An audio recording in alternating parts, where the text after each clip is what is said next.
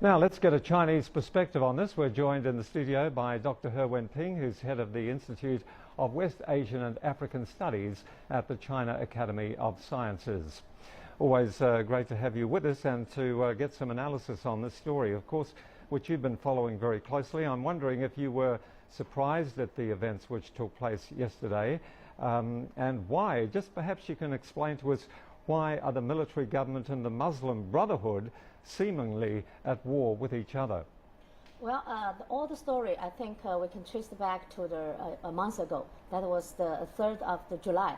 That day, we all know the military got involved in all the political chaos in Egypt. So they asked the ousted former President Morsi to step down, and also suspended the constitution. So this kind of way now has a controversial opinion about whether it's a coup or it's a revolution. So for those supporters for the military intervention, of course they are saying this is a revolution. It is trying to get those democracy now on the right track. But for the pro-Morsi supporters, they are so angry about this military intervention, so they thought the President Morsi has been elected, so he enjoyed the full legitimacy. So the way of military intervention is totally 100% military coup. So that's why they cannot accept it, this outcome. So that's why from that day all the way until today, until yesterday, and they have been demonstrating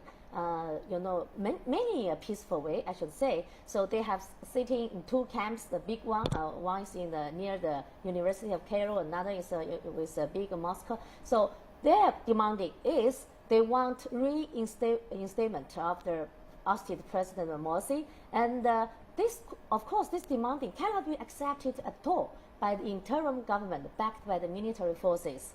And then they also ask the release of the house arrested ousted President Morsi, and plus those high leaders of Muslim Brotherhood. So those negotiate, but the interim government also saying, okay, we give you guys those olive branch, so we would like to invite you into this interim government, but we don't know what kind of a position has been arranged for them. But certainly the pro-Morsi the group, they have not satisfied with this arrangement. So they say no, they don't want to join. They say this is a coup.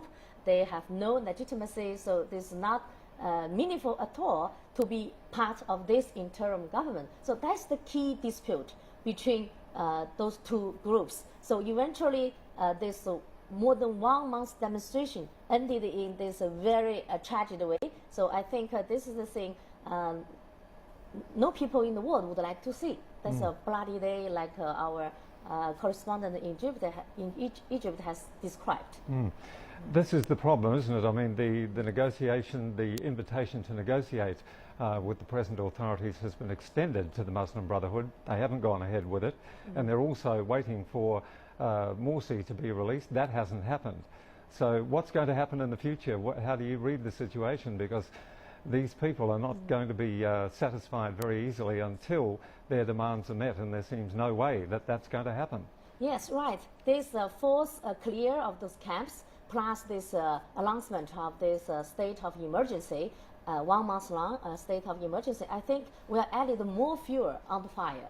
So that's for sure. Even though now it seems a little bit quiet on the streets of the Cairo and other places, it's not because now all those pro-Morsi supporters, now they're willing to go back to home, because they simply have no other way. So, but I think one of the consequences would be now this very tough action maybe will force some part of Muslim Brotherhood supporters now maybe they go underground and to turn themselves into the violence way.